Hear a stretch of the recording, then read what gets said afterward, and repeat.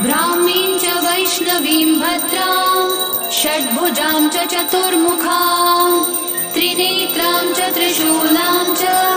पद्मचक्रगदाधरां पीताम्बरधरां देवीं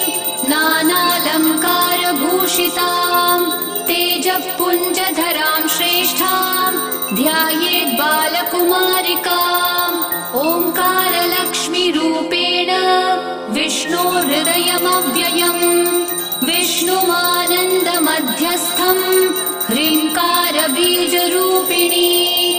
ॐ क्लीं अमृतानन्दभद्रे सत्य आनन्ददायिनी